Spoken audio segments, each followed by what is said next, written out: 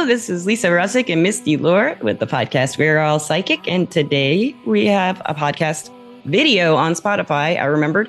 And we have a guest back. It's Donna. Hey, Donna.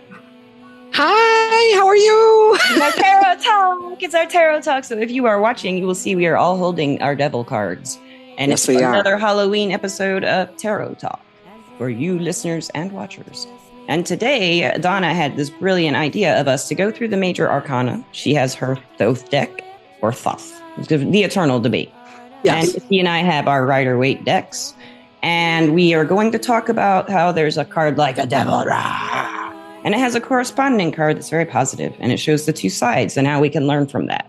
So for our own personal growth, if you want to go there, but we can just be scary if you'd rather, but can't hear you, so we're going to do our plan, I guess. But Donna, do you still think we're all psychic? I definitely still think we are all psychic. Good. I'm glad to hear that. So listeners, the devil. Let's talk about how horrifying and terrifying and scary the devil card is. So Donna, Misty, Misty and I have the Rider-Waite. We'll go first. What's the scariest looking thing on this card to you? What's the scariest part about this card to you? The devil himself. The devil himself, me too. Yeah. But Yeah. something about the chains bothers me too. But the devil, his hand, I think it's his chicken salute thing. Yes. There's something weird about and His creepy horns. about that. And his horns are really creepy, and the wings. I don't know, but Yeah. listeners, he's about temptations and taking them or doing them. So usually, Mm-hmm. so we have the two women, right? And Donna, what's your scariest one on the Rider-Waite? What's the scariest part of this card for you? You know, I think for me, it's the fact that the two figures have both taken on some of the devil's characteristics. Like they both are, like they both have horns. Yes. Looks like their hair's on fire, kind of. Right, exactly. And then they both got tails. Yeah. So it's kind of like, it's kind of like that human taking the form of something unhuman. Unnatural. Yeah, unnatural, inhuman. Yeah. Yeah. So tell us that's creepy to me. It is really, I didn't think about that. And you had described that devil card in last Halloween's podcast, I think, and you had told me of the scary story about them selling to the devil. And I remember that when you talked about their horns. Mm-hmm. So what about the Thoth deck or the Thoth deck? What about that devil? Give us I will tell you that in many ways, although it's still, I find in readings, it does scare people when it comes up. It's probably not going to be easy to see, but I'll try to get it closer to the screen. In this deck, although there still are humans that are sort of in thrall or bondage, this card is very unsubtle in that it is absolutely an illustration of male genitalia. Oh, let's see that. The devil's male genitalia. That woke everybody up. That makes sense. But it looks kind of like a steampunk jar. It is very steampunk jar. My. It is overtly it's horrifying if that's what they look like. If I was a little girl and I found out about that and thought that's what they looked like, I'd be scared to death. Yeah. I would too.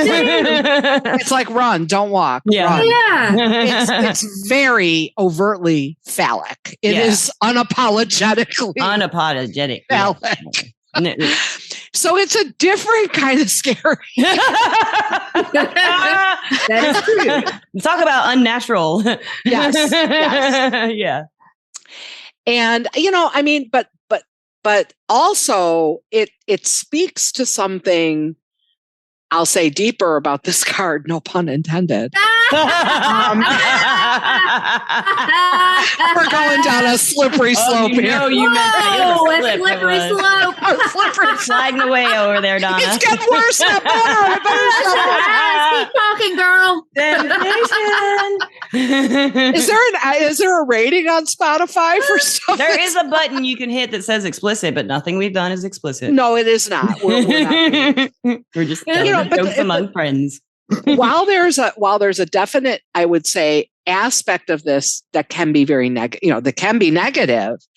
At the same time, there's a there's a creative aspect of it. So again, I would say working with this energy, depending on what happens in a reading or how you're choosing to look at the card or study the card, there's actually a way to take this energy, and when properly channeled and directed, it actually is a creative force. And obviously it is part of the creative force for humanity that you have. And again, I don't want to get in trouble with anybody about binary, non-binary, whatever. I thought you were going with but from a strict biological standpoint, when it comes to procreation, so far, you kind of need those two things. You need a masculine object and a feminine object to unite. To do their thing. Their magic. To do the thing. Yes. Thing. Yeah, that's true. That's it's very interesting. So listeners, we were going to talk about the corresponding cards, and Donna brought up that the Lovers is the corresponding card to the Devil. So if you're not listening, I'm holding them both up. Mm-hmm. And you got the man and woman watcher or listeners, if you're not watching, a man and woman on both cards, and on the Lovers you have an angel and a sun. And with on the Devil you have a devil with the black behind him. Yes. And they're not chained in the Lovers, and they look happy, I think, in both of them. Yeah, they're free, they're unchained, they're looking at each other differently, I would say. Yes. Their she's facial angel, she's looking at the angel, but they're looking at each other, I think. Let me see. Yeah, they're looking at each other. Neither of them are looking at the devil. Yeah. They're selfish. Yeah. Yeah, it's a different kind of union. That's how I look at it. Powerful, kind of dangerous union. Yeah. Yes. And again, I do see this in readings a lot for people being tempted to cheat. Yeah. If they have a habit of it, or in the past or something, and I'm thinking for someone, is he cheating? Like he might, or he's going to, or he's thinking about it or something. Or it's been on his mind. It's been something that maybe he's tempted. Yeah. And then when I see the Lovers, I mean, come on now. Don't you get excited if you're looking for love, or you have love and you're happy in love and you see that? Just look at that. But she is looking at that angel. Yeah. What stands out to you the most, Misty, on the Lovers card? I do like the way she's looking at the angel, but I guess what stands out the most in this card is that, well, it just has to be the angel herself. She's just beautiful. And she's like blessing them both. I think it's like the sun and the wings stand out to me. Yeah. And the red. She's really cool looking. She is. Her hair is cool. It's like leaves. Yeah. Leaves. So Donna, tell us about your Lovers card. So, in the Thoth deck, it's interesting because once again, there is an angelic figure, but you can't actually see the face. Okay. It's like it's literally too high up. Okay. And it's actually sort of veiled. Okay. So, but once again, it's a little more ambiguous. It's hard to tell if they're looking each at each other. I think they kind of are looking at each other, but they still have their gaze somewhat lifted. Okay. So they're aware of the divine. They're aware of the divine presence. And when I look at this card, I think the woman intuition, you associate with their intuition. She's aware of the divine connection. He's not. Yes. She's looking at her. Yeah, that's a good one. She looks nice. She looks good like that. Yeah, and he's looking to her. And again, this is not really even, I would say, so much about gender or even sex at that point, but the divine masculine versus the divine feminine, the way those energies work together. Right. Exactly. That connection to the divine tends to come first through the feminine. Yeah, it does. Yeah, it seems to. And something, will show us that what's your favorite part of that card, the Lover's card? I think it's the fact that because they're union and they're holding hands, which I also really like. I do like that. Yeah, I like that they're actually in this. They're actually their hands are already clasped, and right next to or right beneath each one of them, because they're shorter people, are children. Oh, there are actually 2 children in the card. Oh, and the lovers. And, interesting. And they mirror each other.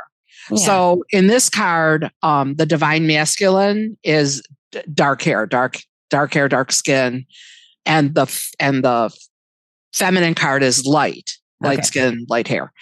There are 2 children that are right in front of them, but beneath them are mirror images. So for that one, the child standing next to the woman is dark. Okay. And the child standing next to or in front of the masculine is light. And again, there's just a nice balance of what's possible through union, because from whether it's a physical union that results in the birth of a child, or whether it's a creative union that results in the creative process makes a third thing or another thing, or things that are the combination of the 2 together. That makes sense. That wasn't there before. It's really beautiful. It's a beautiful card. Yeah, that's beautiful. Yeah. And I was thinking, with the devil and the lovers being correspondent opposites in a way, the meanings. So like the devil is about temptation is a selfish thing in a way. It's selfishness is part of it, but it's not always because you're just an asshole. It could be you're insecure and you need that drink. You're feeling really depressed and you need that whatever that makes you happy, that sex. Because that's what it's associated with a lot, obviously, and yours obviously is. With the lovers, it's like this is not just selfish one person doing something, even though they're chained, and he's, the devil's the one in control. Yeah. But it's their insecurities, and he's represented by the devil. And here it's just they bring together, even though they're not chained. It is, like you said, a union, and it's not selfish. You can't have 2 people living together and one of them be selfish and it work. Exactly. Exactly. Not going to work, or be married or be a happy couple with an angel. Especially, And the fact that they're willing to look beyond themselves. And take another person's. So selfish, nothing exists but them. Right. Where the devil's taking over. Right. They're not even looking at him. Yeah. So it really is, again, I think it's very interesting that from the light and shadow aspect that you get, similarities between these 2 cards, one that often is very welcome when it's seen in a reading, one that often is not, one that talks about how we're able to connect with others and create or build something that's bigger than ourselves, right? The whole is greater than the sum of the 2 parts. Right. That's really with the devil. It's very the devil card. So that's with the lovers, but then with the devil card, it's very singular. Yours is definitely singular. It's very singular. It is I, right? It's I, right? There's only I. There's only I'll say the ego self or the I. Yeah, and the ego self, if it's in its insecurities, it's going to be selfish. It's got to fix the insecurity, so it's going to be selfish first to try to do that. Yeah, because it's going to look for the ways, the easy way, get that satisfaction. Yeah, the easiest, quickest. Or it seems like the easiest and quickest way to get that satisfaction, right? Yeah. Or to get that fix in whatever form it takes. But it doesn't fix anything. It doesn't. It just destroys you more in the end. The tarot story goes. So, let's see. We had other cards we were going to talk about. You wanted to talk about, of course, the Tower, right? And I'm not even, I'm looking for the corresponding card. Let's see where to go. All right, there's my Tower. Judgment, you said, right? Tower. Let's see. I thought there was one with the Tower, but I can't think of what it. And at the moment, I'm drawing a blank. I'm drawing a blank too. I think it's just. But I think possibly. I would say most probably Justice. I just don't see a building on anything else blowing up, but as well, I'm looking for like the opposite of something blowing up, but I'm not seeing it. You know what it might be actually, it doesn't look like each other, but the corresponding card could be the Magician. Because this is something happening to you and this is doing something. Yeah. They're kind of corresponding in that way, but I don't think that would be the one most people would agree is the correspondence. But that works for me, for me anyway. But the tower, when I look at this, like I think we've talked about this card so much, but I always notice the lightning bolt and the red guy falling down, the red person. Well, and once again, the magician creates, and he creates, and it's conscious creation. Conscious creation. And this is abstract destruction. Right. This is like, I don't want to say random, but you're right. It's abstract destruction, and I would say it's kind of total, in some ways, total destruction. Yeah. Everything's getting leveled to the ground. And he's making it from nothing. There's the Fool is the first card, and our second we got this magician. He can do anything. He's got all the pentacle and wand, and he got everything. He's got two. He's got all his stuff. Two wands. Tell us about your magician and your tower, Donna. Okay, so here the tower once again is pretty. It's like, we don't really want to see this one come up because people are like, oh my God, they don't even, people who've never seen tarot before of any kind, even they're like, that doesn't look good. It's really not. But no, I think again, from the perspective of the way this card was drawn or was designed, the idea, though, once again, that what's good about that total destruction is sometimes that's the only way to rebuild. Yes. Is to go all the way back down to the ground and start again from scratch. With this guy. With this guy, right? Who's again, consciously creating. Yeah. But what I like about it, too, is that in my deck, in the Thoth's deck, the tower is actually crowned by the Eye of Shiva. Oh, wow. Who is the destroyer in Indian, I didn't know that. Yeah, okay. Indian deities, I'll call it mythology. It's not really myth. It's a religious belief. Right. But yeah, so when Shiva's eye opens, that's like the end of the world, basically. It's like if Shiva opens his eye, the world ends. Well, that's interesting. I don't, this is totally off topic. I don't have one sitting around, so I won't go too far off topic. But I have those shells, those Shiva eye shells. I have Shiva shells, if you know what they are. Misty, you put on your third eye. Yeah, I've got one right here. Yeah, show the listeners. Yeah, if you put it around your third eye, it'll make it feel like it's spinning. Mine's a little lower. I usually put it right here. But it's weird because that is like opening the third eye. It opens it up. And Shiva's eye destroying everything is opening the third eye too. It's kind of interesting. Well, because what it's destroying in that case, when the third eye opens, what you're destroying is not the world, the physical world. You're destroying illusion. When your third eye opens, you've destroyed all of the illusions of the material world. Yes. And your observation that the magician is, again, whatever anybody else has said, will say about this, I think it's an excellent analogy. And the reason I do is because the eye of the magician, right? Not necessarily the eye he sees with, although that's part of it, but the eye, the will is the eye, right? Yes, that's right. Yeah, the will. But it's beyond, again, it's not to satisfy ego. It's not to look for ego gratification. It's to create. Make my life what I want it. It's just make your life the way you want it. Or I want to I gotta grow a tree. I'm gonna, build a boat. It's like they just make stuff. They create stuff, and this is destroying stuff. So in a way, to make room for this guy, it's like a cycle. It has to happen. And it does. Time, it's kind of the cycle of life in a way. And again, a lot of the things that we think of as negative or undesirable, if they didn't happen, I guess all of us, myself included, sometimes think, well, okay, if things were just always good or okay or whatever, well, wouldn't that be a whole lot better? But it almost can't be that way because there wouldn't be any growth. Yeah. There wouldn't be development and growth. And in that case, then we're actually, it may seem good, but it would stop seeming or feeling good because nothing would happen. It would just stand still. Mm-hmm. And then little by little, we'd go from that. Then we're stagnating. And then pretty soon that's going to die. Something that's stagnating can only die. Yeah. Or be brought back a little by little with a resuscitator. And then they die again. That's part of the cycle. Exactly. You still have to go through the cycle. So I pulled out the death card. Because it's a scary card. Boo! Yes, it is. Halloween. What do you think the corresponding card is for the death card? Is it temperance or I don't know? Let's look through here. Temperance is actually that's a thought. I think the fool would have to be.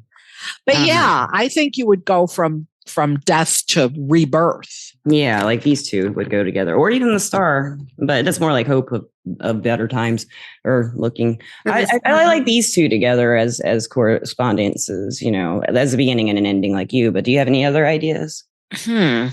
I'm looking through mine. I'm seeing like the sun, maybe, but death is not uncertain. The sun, but the sun's so clear, you know everything with the sun. And death, you don't know anything. Maybe the priestess. I don't know. She's she's secrets. Yeah, she does. Yeah. I don't know. I like the idea could be the chariot, because the chariot has willpower, and when you're dead, you don't have any willpower. You're dead. That's true. And you're not back to the divine. Yeah. And you're changing, right? You're changing, but you're not moving necessarily. Yeah. I think even though it's a change. The fool and death, I think. The fool, you like the fool? Beginning and the end. Yeah. I kind of like the way that ties together, because the fool is at the beginning again. Yeah. He doesn't know what he's doing. He's just la la la. He forgot, because if we believe in reincarnation like I do, he forgot about this. And he's off to do this. You know, it's behind. When I look at the cards, I like to see what way they're facing. Yeah. And so he's looking off this way and he can't remember this. That's how I play. Yeah, I like that. No, I do too. And again, I think there's a lot, I think there is, there's an alpha omega kind of thing going on, right? Because death, at least for us physically, is the end, even though it's not the end energetic. And it's not in the tarot. Yeah. It's like a change, a huge ending change. Right. It doesn't mean we physically die, but we go through that change. We go through that transformation. And we'll never be the same again. Yeah. And you do, in a way, start from scratch. Yeah. I mean, you don't necessarily again, the reincarnation thing that you mentioned there, we don't consciously remember. Right. Here, I think, even though he might not consciously remember, he's still off on a new path. He is. You're right. He's still going in a new direction. And he's not too terribly worried about what's directly in front of him. He's just putting one foot in front of the other. No, he's not at all worried. No, I'm going. I'm going over that cliff. Yeah. I'll be okay. And then he falls to the bottom and he's that guy. Yeah. All the way to the pit. See, there we go. We got it all figured out, ladies. We do have it figured out. We are the masters of death and the fool. Dun, dun, dun. I wish. I wish I could be the master of the fool. I mean, because he just seems like he's so optimistic. That's my favorite card. Yeah, the fool. Yeah, it is. It's my favorite one to see in a reading. So to me, it's like someone's life path. It's part of what they're here for. Yeah, yes, and I like it too. I don't see the death card as something we're here for. It's like something one of us or we all have to go through. I agree. Same with the fool, but it's not everybody's going to have an issue. Like to me, the major arcana are like the themes of the life that we are, especially some of us have cards that we are more themed of our lives. Right. Yeah. Yeah. Yes. For me, I really relate to the Empress. I know lots of female tarot readers relate to the Empress, but I do, and I think that some people wouldn't, like some dudes. Dudes aren't going to relate to the Empress. And some basketball players aren't going to be like, I feel like that Empress girl. I feel like I'm her. Although there are men who are in touch enough with their feminine side that if they understood her or knew about her, they'd say, yeah, I could see that, right? Wanting to be, again, that nurturing energy. The female powerful feminine, powerful feminine, she's like creates everything. Yeah. Everything in the tarot other than what the magician made, which was. Yeah. And she's the one who's making it. She's also the one that's making it grow too. Yes. And nurturing it, like you said. Yeah. She's trying to she's bringing it to its fruition. Yeah. She's bringing it to its, to its full growth, maturity, full potential. Yeah. Yeah. I think the other only life path card for me would be the Wheel of Fortune. When I see that, I usually think it's part of their path. It's been a path, listeners. I do. Because I feel like that is just that's the whole idea, that you're always on this wheel, listeners and watchers. Yes. It's It's scary when I see it reversed. I just, to me, it's scary. Not to look at it, but when you think of I think of losing my home, and I lose my car, and I lose my cats. I feel like I lose everything every time I look at the Wheel of Fortune reverse, just for a second. My material things. But it's really just a bad time in your life, really. But when I envision like everything going away, and but it feels like a life path thing, like the Fool is. And I guess it's how you look at life, if you find a life path scary or not. But some people maybe will relate more to a Hermit, which can be a scary card if you don't know what it means. Right? True. This guy doesn't look like he doesn't look terrifying, but he's not someone you think you'd want to get wisdom from, me anyway. But it's like the one everyone goes to in the tarot to get the answers from. True. And I think the thing about the Hermit is he can, well, again, for a lot of people, one of their deepest fears being alone is being alone, old and alone. Yeah. But the idea of that isolate, because he is at least at the moment of this card's appearance, he's alone, he's isolated. He does have the light, right? So he's got the light to guide him, but he's really looking at the light, but really he's also looking sort of down and inward. Yeah. So he's looking within. It looks like it hurts to know whatever he knows. Yeah. Or it makes him stoop.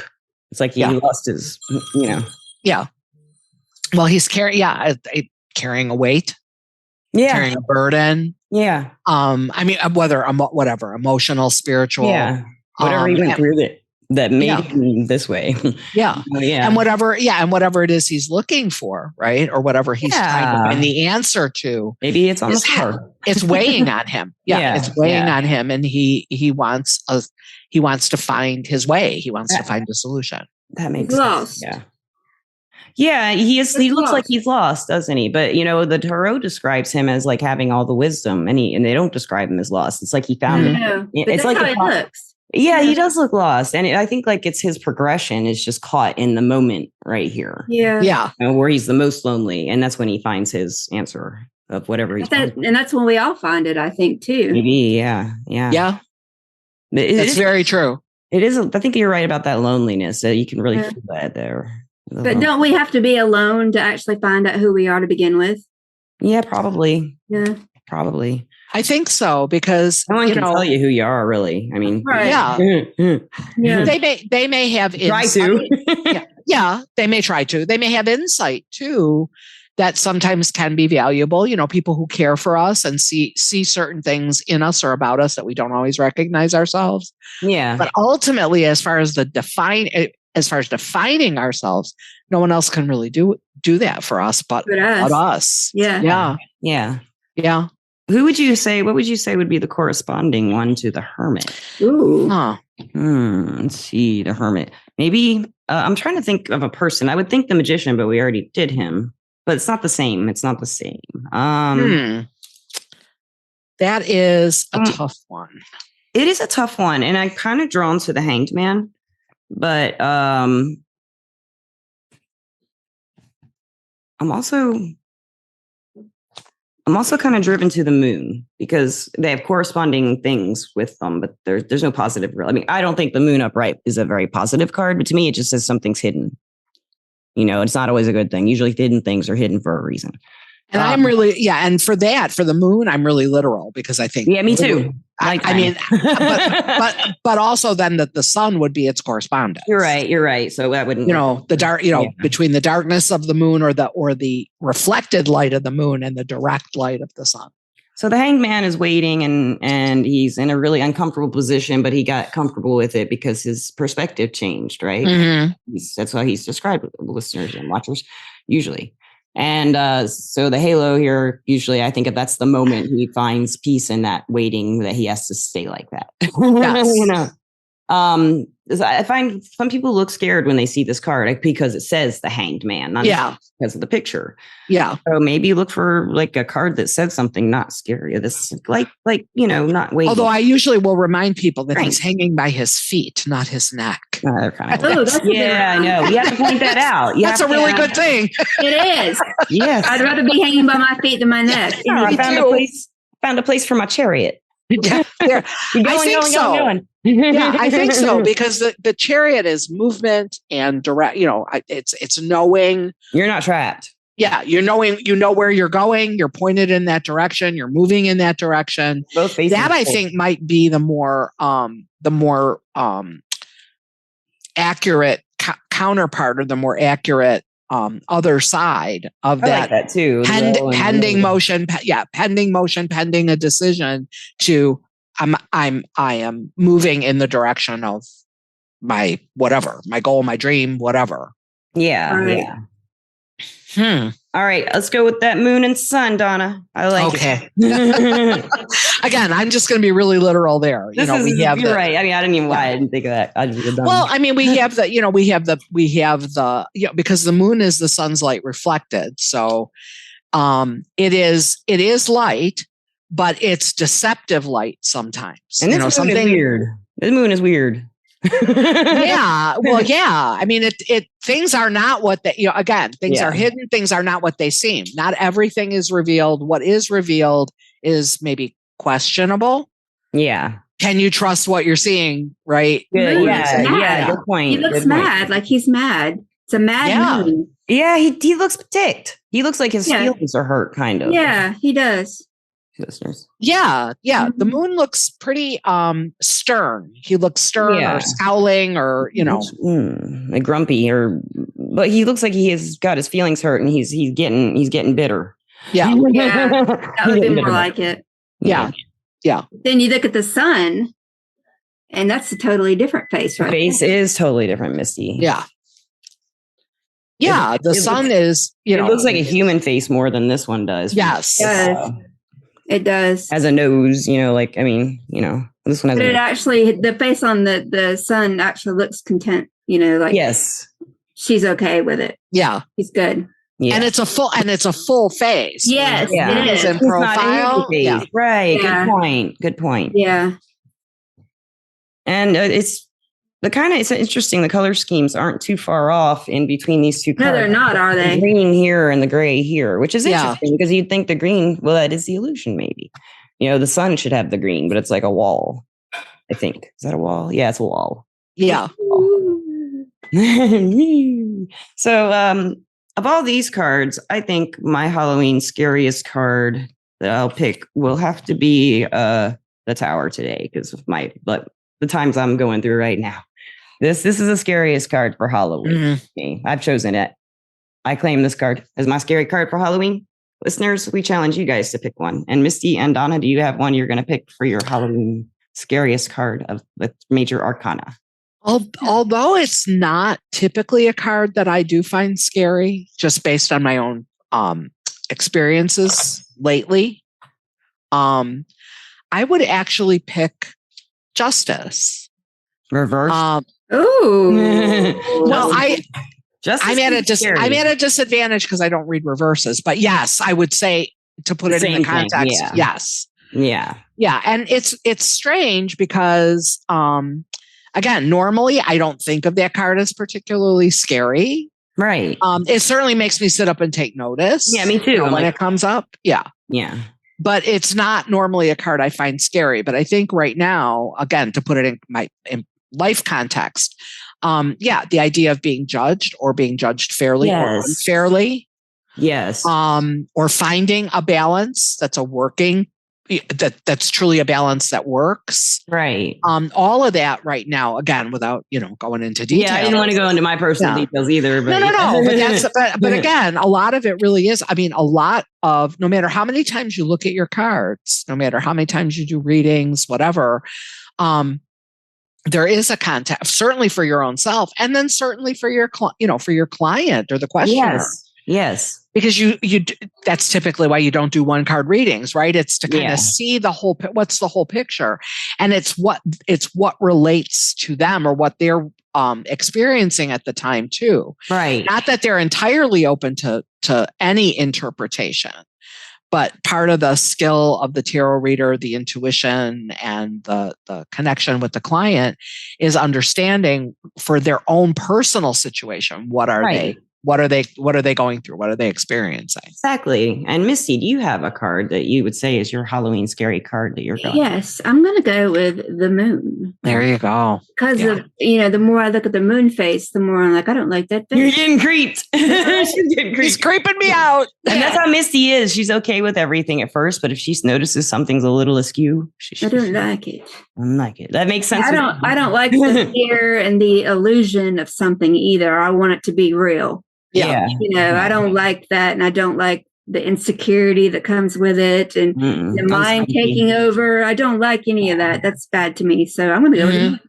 I like it. It's wonderful. And like I said, listeners and watchers, y'all give that a try. Do you have any other cards you want to talk about, ladies? Well, the only other thing that this sort of prompted me to think about is, and I am by no means adept at this. I've done it for my own self, but I haven't explored it in depth, although I would like to when I sometime have the time to teach myself more about it or learn more about it. But birth cards. There's I know about that. Yeah, the formula by which you determine what your, and again, focus is only on the major. And timing too. Oh, only in the majors. Well, but only the majors, not on the minors for your birth card, because that really is then that's sort of a picture of yourself. Oh, we did this with you one time before because you had 3. You thought you had 2.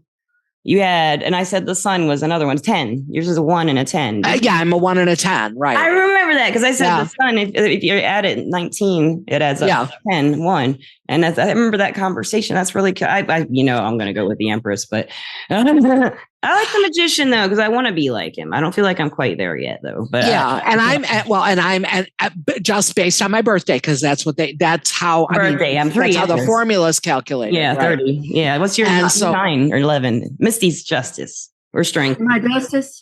Your Justice. Oh, she's 11. Well, I can see that. Yeah, fairness. Yeah. Yeah. Balance. Yeah. You get outraged if people are not being treated. Yes, you do. Right. Unfairness, injustice. Yeah. Seeing people mistreated. Yes, I'm not into that at all. Yeah. She doesn't hide it either. She'll tell them like, stop. Yeah. Gotta be fair in life or I'll get you. That's but yeah, so being, again, for me, it's the Wheel of Fortune and the Magician, right? So, and I always joke, I'm a wheel magician. Right? The wheel magician. I'm a wheel magician. Really, I am. But I've been uncomfortable with both my birth cards and in numerology, because again, when you get when you get the number that's based on your birthday, and believe it or not, also my name. Anyway, I wind up, no matter who I talk to, no matter how many ways I slice and dice. You're 1? I'm a 1. And I'm like, no, I'm not a 1. And it's like, oh yeah. And then everybody's like, oh yeah, you really are.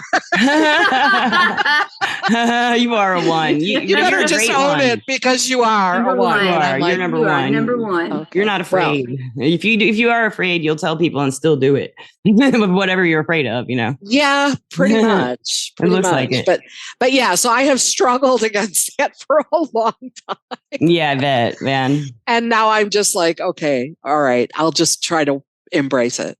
I think Misty's, I'm trying to think of what your life path number, Misty. I know my life path number is 2 or 11 2. So I would be the Justice or Strength and the Priestess. And the Priestess, yeah. And your birthday is April 11th, 77 or? Yeah. Let me math real quick. Yeah. Which I don't know if I can do. At least not quick. Misty, do it. No, I mean, count. I can sing along. I meant count. I didn't want to count. Okay, 11. 4 plus 11 is 16. 15 40. Plus 1 is 16. Plus 9 is 25. Plus 7 is, that's where I'm getting 32 plus 7 is 39. That's so 3 plus 9 is 12. And you're a 3. You're a 3 life path. 3. Mhm. Yeah, I was going to say 3. You're an empress like me Yeah. in your numerology, but she's like she was saying in hers, she's all ones. Mhm. Yeah, no matter what. Again, I took my name. I thought, okay, well, let's forget the birthday for a minute. Let's go to the name, right? Yeah. The first time somebody did it for me, because I use a different name than the name on my birth certificate. Right. She seemed to think that being a 1 was not the greatest thing in the world. And I'm like, oh, really? Well, it's challenging. I think it's great. The people I know in their charts who have 1 as their destiny, especially their destiny. Yeah. They're wonderful people and they are charming and they can understand a lot of things that other people can't. Oh, well. And they can fix problems. Like, they can take control of situations, but they're not dominating.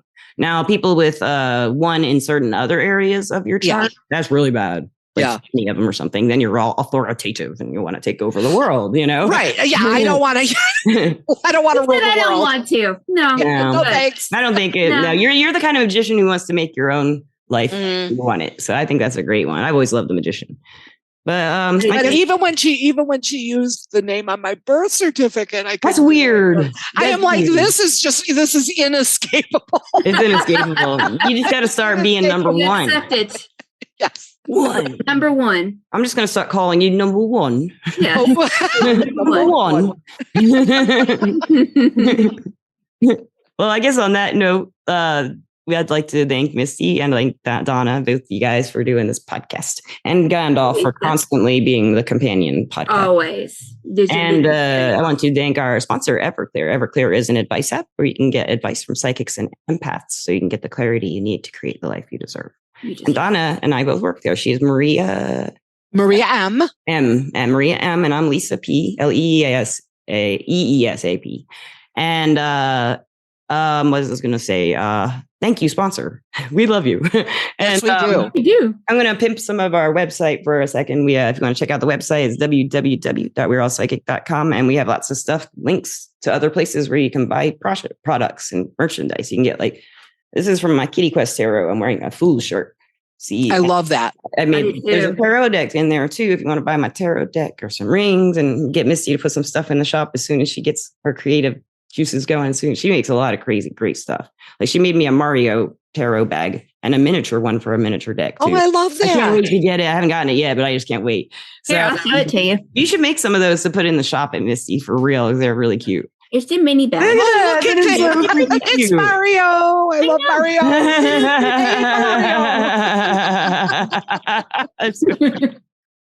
Oh, thank you. That was great. So I just want to say thank you, of course, listeners and watchers. We love you and have a wonderful time wherever you are. Go figure out what card you are in the major arcana with your numbers, whatever ones you choose to use. That's right. And pick a card that represents what you're going through right now that's scary for Halloween. And thank you for listening and watching. Peace out. Goodbye. Bye. Bye-bye.